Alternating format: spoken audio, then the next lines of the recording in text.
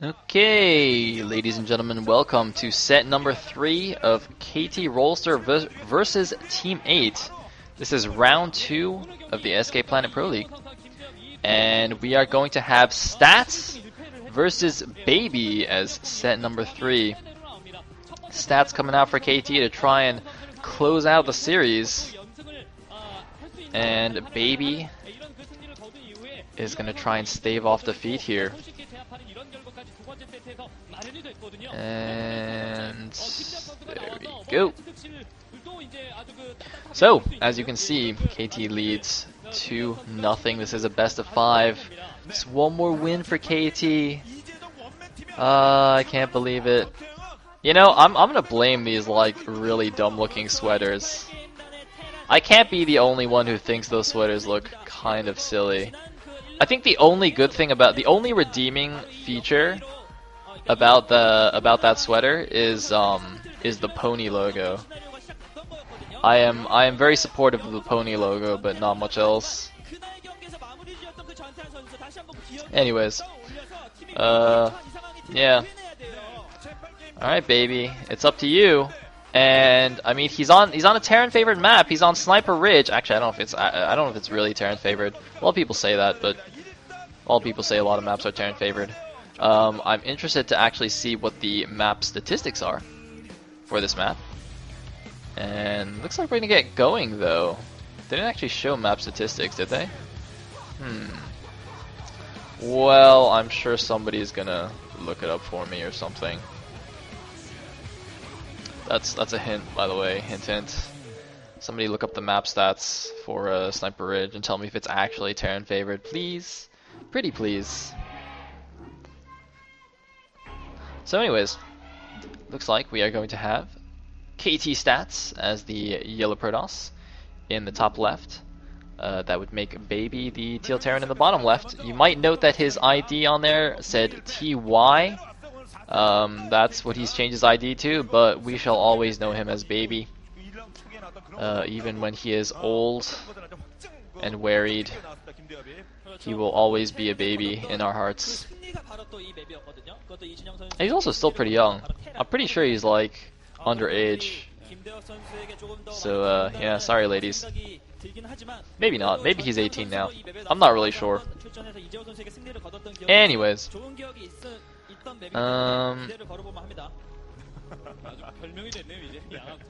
Oh, looks like somebody wants KT to 3-0. Looks like teammate fans want them to do a reverse 3-2. That would in fact be quite exciting. You know, and especially considering like how lackluster that JVF game was just now, I think we actually need to have an epic 3-2 comeback victory to make up for that.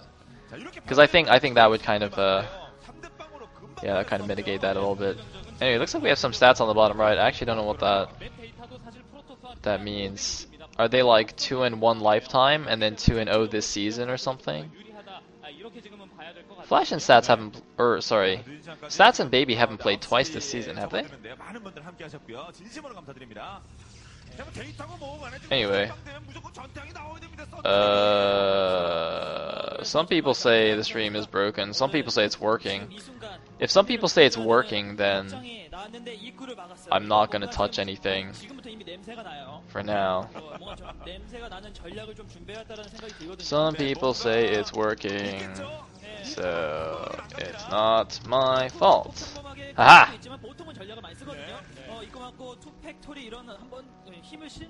So anyways, looks like we have a wall in for Baby, which is actually not that common nowadays. I mean, Terrans used to wall in TVP all the time, but nowadays people are like going, you know, 1 racks expand, like C, who keeps losing when he does it, but that's besides the point. People like, you know, usually Terrans nowadays just like make a decent, like an anti-zealot SimCity in their base, and then they just don't wall in. Which, I mean, both things seem to be fine. That fangirl looks like really worried. She's probably a Team 8 fan. Did you see that? Oh my god. You'd think her mom was like having heart surgery or something. She was like super concerned. Wow. Anyways, Yeah, it looks like we have one guy off gas. Could be a standard FD, could be a siege expand. I would actually lean towards a siege expand, even though we rarely see that nowadays. Just because of the wall-in. So actually, yeah, pros and cons of the wall-in versus no wall-in. Of course, if you wall-in, you know, units can't run into your base, but you do lose a little bit of mining time because the SCVs have to travel over to the front of the, or rather to the top of the ramp. And I mean, pro gamers, and when you go for an FD, you get a decent number of Marines. So usually you actually don't need the wall-in.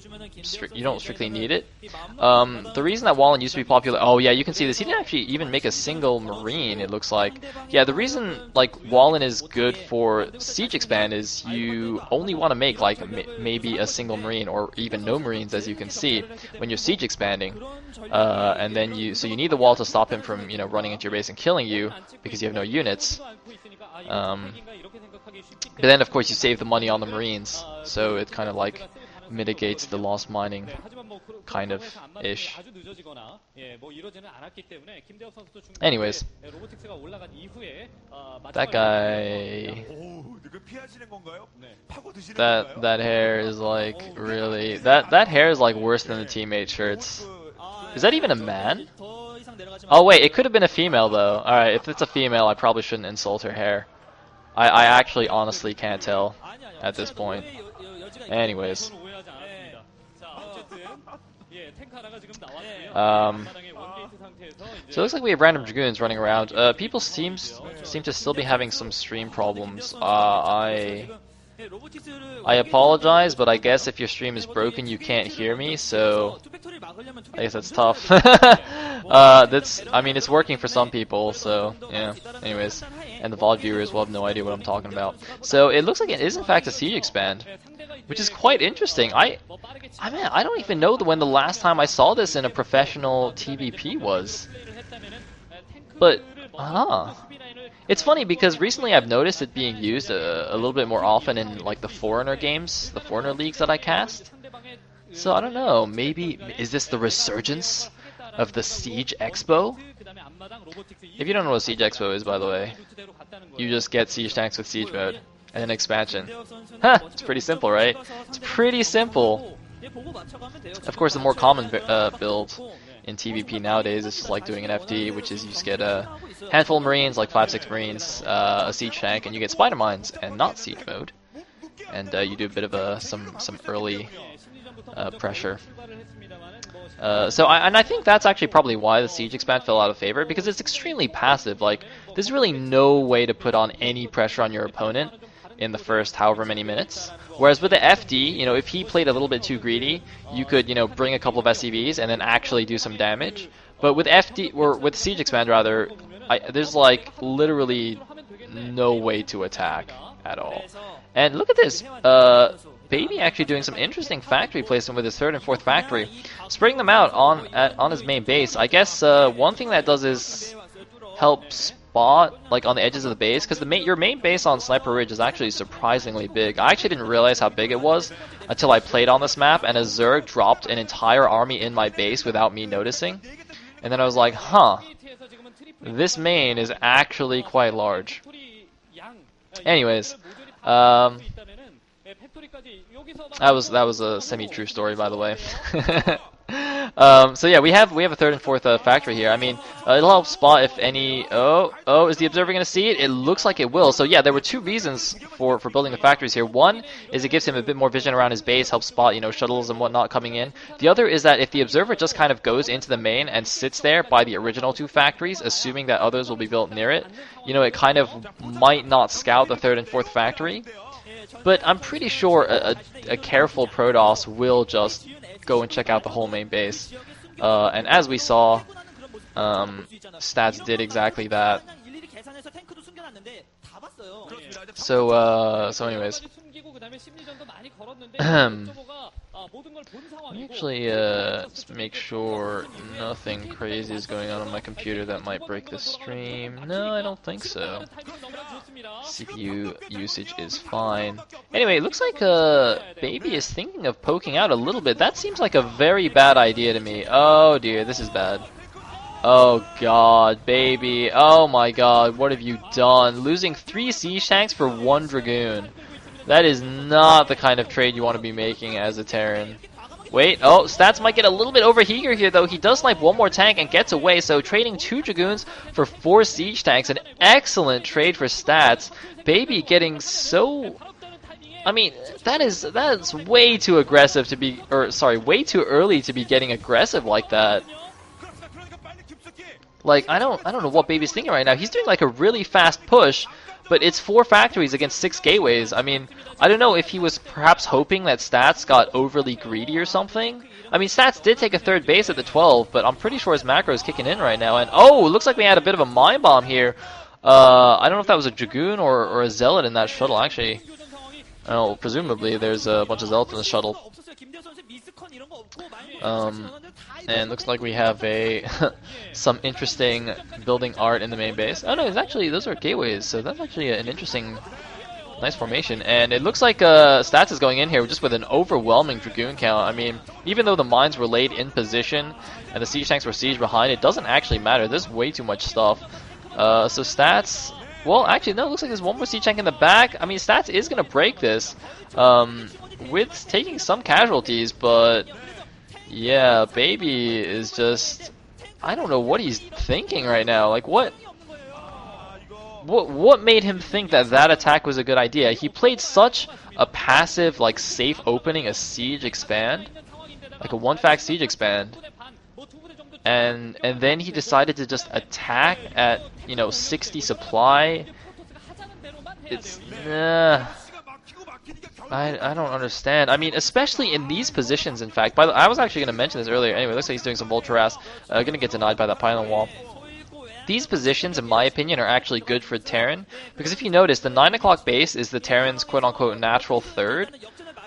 So if he were to push, you know, northwards towards Stats, he could take the 9 o'clock expansion at the same time quite safely. So I really don't see a reason to try this kind of, you know, weird, fast 2-base timing attack. When he could have easily just, you know, did a standard, you know, push slowly across and take a 3rd base and do that kind of, you know, more turtley style of Terran. I just really don't understand the choice here. And more importantly, I mean, Baby, he kind of needs to win this game. Like, his team's down 0-2. If he loses this game, teammate is dead. 0-3 against KT Rolster, and it looks like Stats is going to try and make that the case here. He's going in. The engineering blade is floating in to try and tank some shots, and it has in fact tanked some shots, but oh my god, a huge mine bomb there. Everything blowing up, a lot of blue goo, but it doesn't matter. Baby's position has been completely crushed. Nothing left there. The random barracks being built is all that remains. And Baby is dead in the water. It looks like Team 8 is going to suffer a hugely disappointing 0-3 defeat here. GG from Baby. Stats. Serious mode. Not even breaking a smile there. Maybe you should, like, go to CJ.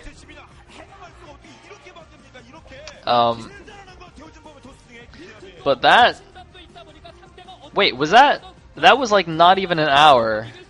Guys, it's like it's 8:45. Team 8 just got 3-0'd in 45 minutes. Oh my god. What the hell? Team 8, what have you done? What? Oh my god, man. Bakri just asked me what I think the best game of today is. Man, these games were all terrible.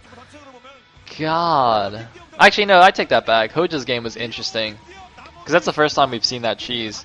So, props to Hoja for showing us a new cheese. Well, not new, I guess, but that's the first time I've seen it. And KT, I mean, solidifies their playoff position. Team 8 is just looking awful. I don't even understand, like... Oh, that's so sad.